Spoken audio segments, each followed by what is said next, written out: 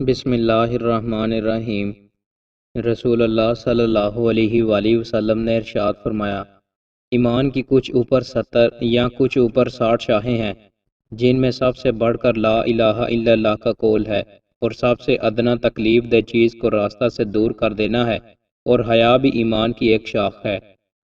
رسول اللہ صلی اللہ علیہ وآلہ وسلم نے ارشاد فرمایا، جو شخص اللہ کے رب ہونے، اسلام کے دین ہونے اور محمد صلی اللہ علیہ وآلہ وسلم کے نبی ہونے پر راضی ہو گیا، اس کے لیے جنت واجب ہو گئی۔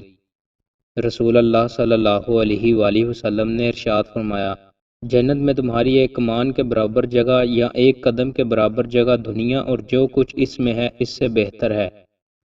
رسول اللہ صلی اللہ علیہ وآلہ وسلم نے ارشاد فرمایا، جس نے دوسرے کسی کی عزت یا آبرو ریزی کی ہو یا اور کوئی ظلم کیا ہو تو وہ آج دنیا میں معاف کرا لے، اس دن سے پہلے جہاں نہ روپیہ ہوگا نہ اشرفی، البتہ نیک عمل اس کے پاس ہوگا، وہ لے لیا جائے گا اس ظلم کے موافق، اور اگر اس کے نامہ اعمال میں نیک عمل نہ ہوگا تو مظلوم کی برائیاں لے کر اس پر ڈال دی جائیں گی۔ رسول اللہ صلی اللہ علیہ وآلہ وسلم نے ارشاد فرمایا، مسلمان کا بھائی ہے، نہ اس پر ظلم کرے نہ اس کو ذلیل کرے۔ جو شخص اپنے بھائی کی مدد میں رہتا ہے اللہ تعالیٰ اس کی مدد میں رہتا ہے۔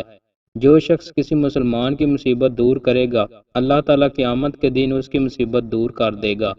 جو شخص کسی مسلمان کے عیبوں کا پردہ رکھے گا اللہ تعالیٰ قیامت کے دن اس کا پردہ رکھے گا۔ شوہر کا مقام۔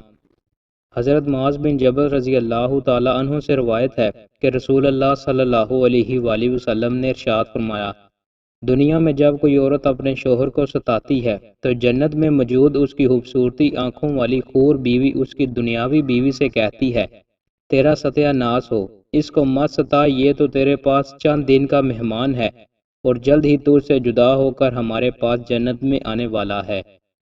دوستو، مزید اچھی ویڈیوز کے لیے ہمارے چینل کو سبسکرائب لازمی کریں۔ بہت شکریہ۔